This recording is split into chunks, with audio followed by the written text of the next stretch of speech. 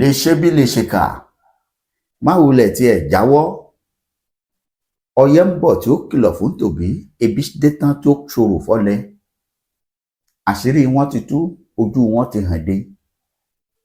ẹ wò ó lọ́pọ̀lọpọ̀ ọgbà tá ẹ bá rí i pé nǹkan ń ṣẹlẹ̀ lágbègbè kan pàápàá jùlọ lórí ọ̀rọ̀ ajínigbé ajínipa nílẹ̀ yìí a máa wò pé ṣáà níjọba ni ṣebí ọ̀rọ̀ Yorùbá ni wọ́n ní ìjọba rèé amúnimóògùn ọmọ Yorùbá ẹ kú déédé àsìkò yìí àṣírí wọn ti tú àwọn tó wà nídìí ọ̀rọ̀ ajínigbé àjínipa nílẹ̀ Kwara láti òkè ọdẹ baba ńlá ìfẹ́lódùn ẹ jẹ́ fura patrol mọ́tò tẹ́ ẹ̀ ń rí tí wọ́n kó káàkiri léyìí tẹ́ ẹ kọ tí wọ́n kọ patrol team sí àjẹ́ gbogbo wọn kọ́ l'original security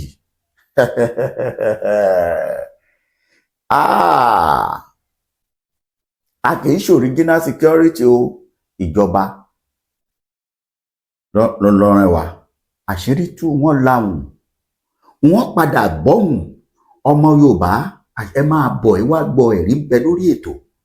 ẹ ti mọ̀ pé pàfílíọ̀nù ní wá kó fún yín lófo máa fún yín lẹ́rìí ẹ̀rí máa jẹ́ mi ìṣó ń bẹ nífẹ̀ẹ́ lódùn local government ìyẹn nípínlẹ̀ Kwara ṣé ẹ sì mọ̀ pé gẹ́gẹ́ bí mo ṣe gbọ́ àwọn local government yóò fẹ́ jìnà síra wọn ìjọba ìpínlẹ̀ Kwara náà ló ní wọ́n bẹ́ẹ̀ ni àwọn náà wọ́n sì ní àwọn patrol team kan lórí ranran tí kálukú ní local government ní tiẹ̀ estate ní tiẹ̀ ẹgbọ́bi tí àléébù ti wáyé ẹ wá gbọ́ àṣírí tí ò yé ọ̀pọ̀lọpọ̀ àmọ́ nígbà tí mo rí àṣírí yìí nígbà yẹn mo tó wá gba ọ̀rọ̀ tí olóògbé General Sani Abacha sọ tó ní tí bandit bá fi lè exist láàrin 48 hours to 72 hours ní kọ́ńtírì kan ó lọ́lọ́wọ́ kan ìjọba nú ẹ̀rù bà mí ẹ̀rù àwọn kábíyèsí bà mí ẹ̀rù àwọn emir bà mí ẹ̀rù àwọn local government chairman ó tó yẹn bà àwọn kánsẹ́lọ̀ tẹ́ ẹ yàn ládùúgbò yín ẹ bẹ̀rù kí ni ká ti sọ tàwọn olórí ẹ̀sìn ṣífù máàmù pásítọ̀ general of ASIRI àrí eléyìí lágbára ẹ farabalẹ̀ wá gbọ́ àwọn tó ń ṣe patrol tẹ́ rò pé ìwọ̀n patrol wọ́n ń ṣọ́ yín àṣọ́tọ̀ níṣẹ́ tí wọ́n gbéra wọn ẹ gbọ́ bóyá ò yí àwọn tó ń gbọ́ mi dáadáa ó dá mi lójú pé ó yé yín àwọn tí ẹ ń rí nígboro tẹ́ ẹ ròyé pé wọ́n kọ ẹnìkan sí lára àṣẹ gbogbo wọn kọ́ lọ́tẹ́ńtìkì kudo to intelligent Nigeria Army a ti sọ pé tí Nigeria Army bá fẹ́ ṣiṣẹ́ tí ìjọba bá fún wọn láyè tí wọ́n gbà wọ́n láyè kí wọ́n ṣiṣẹ́ wọn mélòó lára àwọn ará bíi tí wọ́n bá gba Nigeria Police láyè DSS láyè mélòó lágbára wọn ṣebí ẹ̀yin lẹ ń lọ mú àwọn cyber cafe àwọn kìnìkan tó bẹ́ẹ̀ ṣe ń tíráàkì bí èèyàn pa fóònù bí fóònù kú tí wọ́n bá ti ní àwọn kóòdù kan wọ́n á tíráàkì wọ́n mọ ibi tó wà rá wọn yẹn mú tọ̀ àṣé báyìí lọ̀rọ̀ rí ọ̀tọ̀ níbi àwa fojú sí ọ̀tọ̀ níbi tí ọ̀rọ̀ gbà tó gbà yọ sí gbogbo wa ọmọ Yorùbá ẹ tẹ́tí yín bẹ̀lẹ̀ jẹ́ ẹ gbójú ayọ̀ òkè kẹ́ ẹ wá wò ó kó lè bá jẹ́ wípé tó olúkúlùkù wa gbogbo ẹ̀yin tẹ́ ń wo fídíò yìí ẹ láǹfààní àti máa pe àwọn ará agbègbè yín láti máa sọ fún wa pé tọ̀ níbi tí ọ̀rọ̀ gbé dúró yìí ojú báyìí lálákàn fi sọ́rí ìjọba ń kó àwọn ẹ̀ṣọ́ aláàbò bọ̀ lóòótọ́ ni àmọ́ kẹ́yìn náà túbọ̀ kẹ́ ẹ dira o, ẹ túbọ̀ dira mò ń bọ̀ máa gbé yín débẹ̀. àṣé gbogbo ọlọ́dẹ kọ́ lọ lọ́dẹ, gbogbo àwọn tá a wò ṣàìṣọ́ aláàbò àṣé kìí ṣe gbogbo wọn lẹ̀ṣọ́ aláàbò, pàápàá tá a sọ pé látọ̀dọ̀ ìjọba ni wọ́n ti wá, ẹ̀jẹ̀ àfúrà òun rèé o, ẹ̀bọ́ bí ẹ wá gbọ́ o. Hey, bandits arrested by army in Ifelodun Council says they got AK-47 rifle from Kwara government official. ọ̀rọ̀ ń bẹ lórí gbólóhùn yìí ọmọ Yorùbá, gbogbo ẹ̀yin olólùfẹ́ wa tẹ́ ń gbọ́ mi lásìkò yìí, ọ̀rọ̀ ń bẹ tẹ́ fi mọ̀ wípé a lè sọ pé rọ́lọ́ lọ́pẹ́ ní iye sọ, a sì lè sọ pé òótọ́ ni, àmọ́ ìfarabalẹ̀ gbọ́rọ̀ yìí. ṣé ìgbàgbé pẹ̀lú yìí náà ẹ̀rúkú ni wọ́n ti lọ kó àwọn èèyàn ní ṣọ́ọ̀ṣì, bí wọ́n ṣe kó wọn lọ ni wọ́n kó wọn bọ̀, kò sí information pé wọ́n gba ransom, ẹ gbọ́, kò sí information pé ransom kan sáńbì kan, ìṣe ló dàbí pé ẹ bá wa kó wọn pamọ́, bó bá yá á lọ kó wọn. kọ́ má lọ jẹ́ wípé ọ̀rọ̀ tí bàbá wa Ọ̀ọ̀nìrìṣà jìgbìnì bí àtẹ ẹ̀pín sọ wípé ajínigbé ajínipa tó pọ̀ nílùú yìí wọ́n fi ń tàpò ìjọba Bọ́lá Ahmed Tinubu ni. ọ̀pọ̀ èèyàn ló sọ, ṣùgbọ́n àwọn kan sọ yìí pé ẹ̀san ní ké lórí Bọ́lá Tinubu, ẹ̀san wá ké ẹ̀san òkè, ṣé wọn mọbi tó yẹ kẹsàn òkè sí? ṣé lọ́dọ̀ àwọn èèyàn àwa innocence yìí ni ó yẹ kó máa ké sí? ẹ worú àwọn èèyàn tí wọ́n ń gbé tí wọ́n ń béèrè 100 million, gbogbo ẹbí wọn bá a bá tà wọ́n, kátẹ̀ sọ pé èèyàn lọ tà wọ́n pẹ̀tọ̀ ẹ̀yin tẹ́ ẹ fẹ́ ṣe ritualist tí wọ́n bá ta gbogbo ẹbí wọn, mi ò rò pé wọ́n wọ̀ ti 10 million. nítorí abárẹ́ ẹni tó ń fò mọ èèyàn ṣoògùn owó pé wàá rà wọ́n, ṣé wọ́n lè rẹ́yọ ẹnìkan? ṣáyé tí àwọn olórí burúkú ń ta odidi èèyàn ní 5,000 tí wọ́n ń to odidi orí èèyàn ní 5,000 yìí, ẹ gbọ́ bó ṣe ṣẹlẹ̀ nítorí àsìkò, ẹ sáré gbọ́ kẹ́ ẹ lè bá a mọ̀ pé tó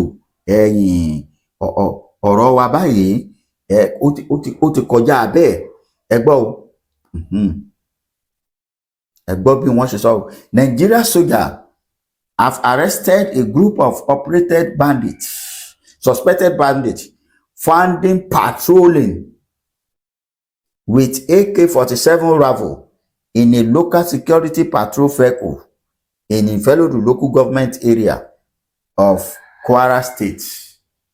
ẹ̀yin ọmọ Ifelodun, ẹ̀yin ọmọ ẹ̀rúkú, ẹ̀yin ọmọ Kwara, ṣé ń gbọ́?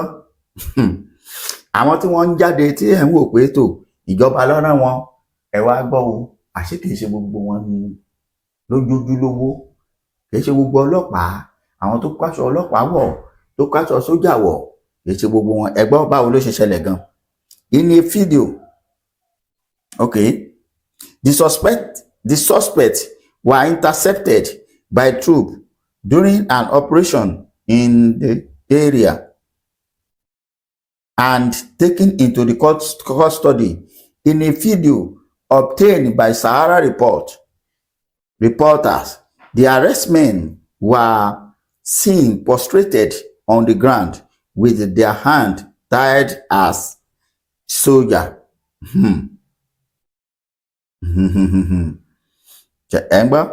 In a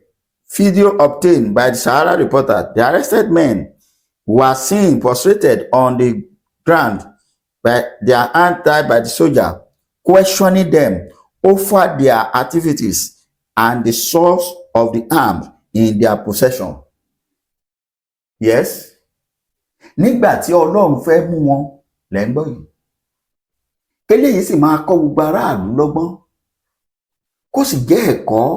fún gbogbo ẹ̀yin ọba, ẹ̀yin baálẹ̀, ẹ̀yin jagunjagun, ẹ̀yin wọ́n ṣàfihàn jẹ balógun nílùú kọ̀ọ̀kan. Balógun wá di àti ẹ̀ tí ìdébẹ̀ yẹn ná, ẹ̀jẹ̀ abára wa sọ̀rọ̀. During the interrogation, one of the suspects, speaking in Hausa and Nigeria pidgin, claimed that the vehicles and rifle were provided by the Kwara state government. Ẹ gbọ́, wọ́n ní ọkọ̀ táwọn ń lò àti ìbọn àtọkọ̀ àtàdá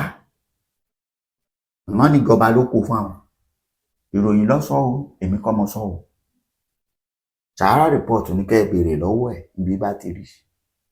Ẹ lọ wá nínú Sahara ni ẹ ti rí ìròyìn yìí. Tọ́ he alleged that they had been operating in the area under the guise of patrolling duty for some times. Ṣẹ́gbọ́ wọ́n sá ní disguise tí wọ́n ń pretend.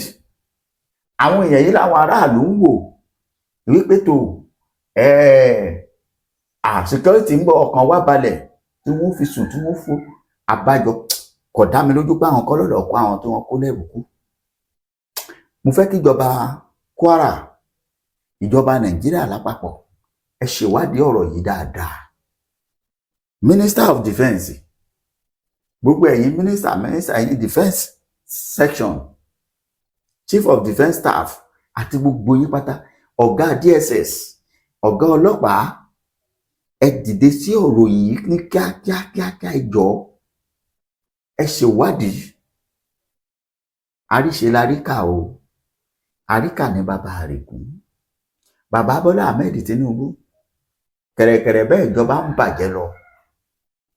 Ó kọ́tẹ́ ẹ ti fodidi ọ̀kẹ́ àìmọye ọdún build tó ti dá àwọn ti fẹ́ bàjẹ́ mọ́ yín lọ́wọ́. Ó ní ìjọba ló kó fún àwọn ohun. Báwo ló ṣe jáde? We have been here for quite a while. We are using the vehicle for patrol. Wallahi, na the truth I dey tell you, the suspect said in the video. Ẹ gbọ́, ó ní wàláì, ń bá fi mú kí original Hausa sọ pé wàláì confam kò bó gbébọn sí létí, wàláì yẹn kò ní ṣe jẹ. Ó ní Ìlọrin government na him give us the motor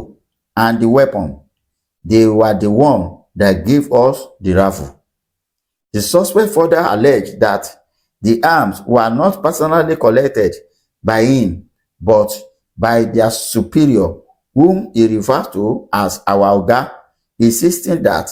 multiple individuals were involved.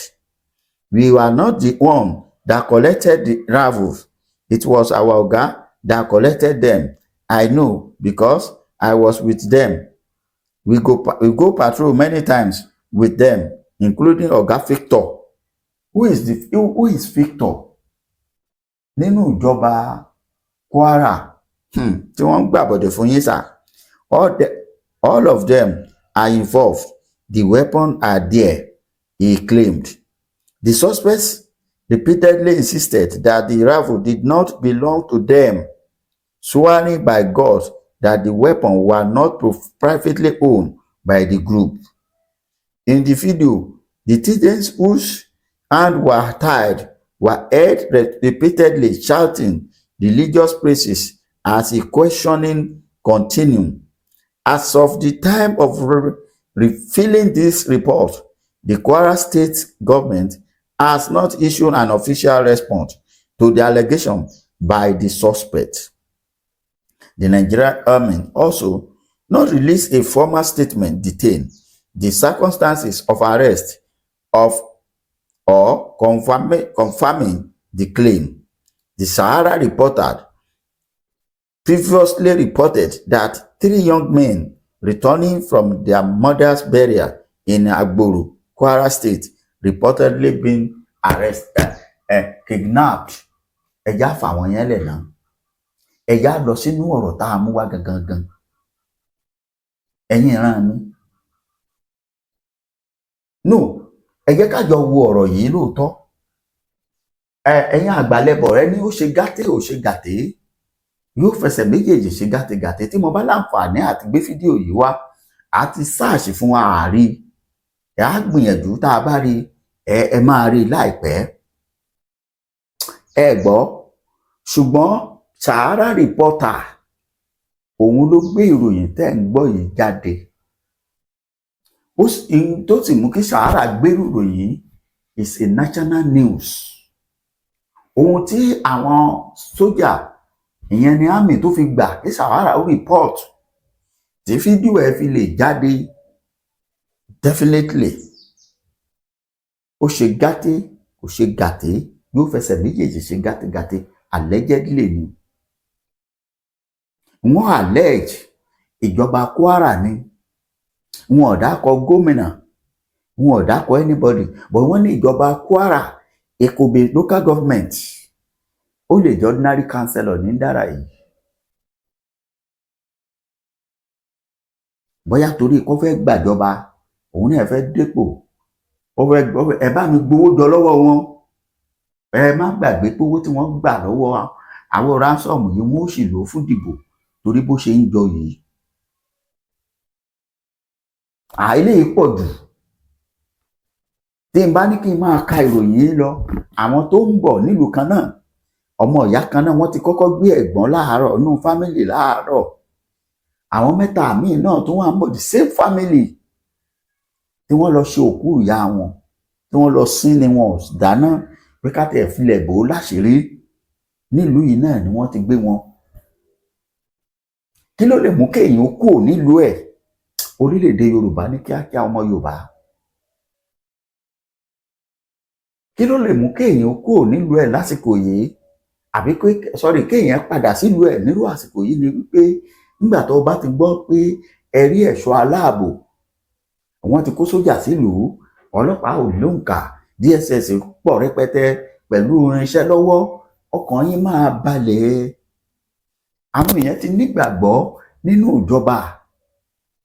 àmọ́ láàrin èmi àti ẹnbi tọ́rọ̀ gbédé dúró yìí ló yẹ kí èèyàn dúró wò ṣé kìí ṣe orin Pàṣọ ló yẹ kí èèyàn máa kàn báyìí má dúró má máa rọsẹ̀ má sáré aṣáájú láyé èèyàn lè sáré o kó má pọ̀ jù ni má dúró má máa rọsẹ̀ o ó ti di má dúró má rọsẹ̀ má retí pé ìjọba kan ń bọ̀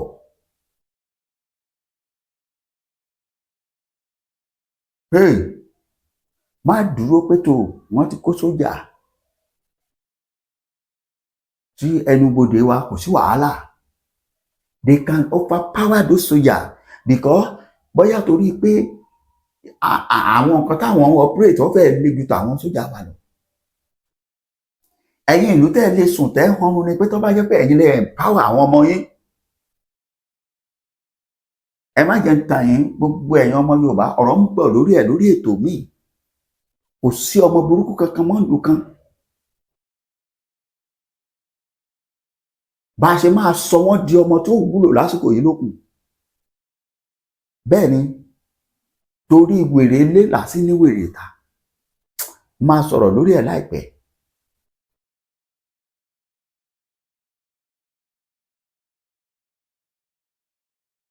bẹ́ẹ̀ ni torí wípé níbi tá a bá a dé yìí tírú eléyìí bá ti ń ṣẹlẹ̀ ẹ wò afẹ́fẹ́ òjò èyí tó gbé oníkòkó ẹni ó sọlá fún ẹni ó má sọ àsùnpìyẹ o ẹni ó fura torí láìpẹ́ láì jìnnà efele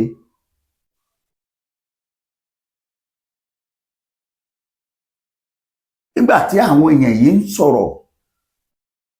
gbogbo ìgbàkigbà tíjọba bá jáde tí wọ́n bá sọ̀rọ̀ Sahara report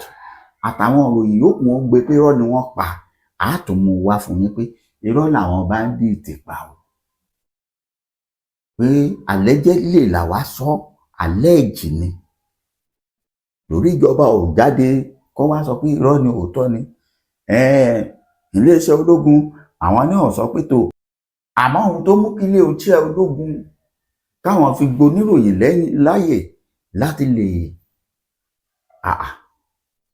gbogbo ẹni bá dáni lójú àfi gbàrí ẹ ṣé mo dúpẹ́ gbogbo ẹ̀yin olólùfẹ́ wa a kú ìsinmi òní ọ̀pọ̀ ẹ̀ láṣẹ láyé ẹ bá ń ṣe àìtò yìí ẹ bá ń kọ́mẹ̀ntì ẹ like ẹjọ́ wọ̀ gbogbo ayé lọ á tún pàdé ó dàbọ̀ orílẹ̀-èdè Yorùbá ní kíákíá orílẹ̀-èdè Yorùbá ní kíákíá ni.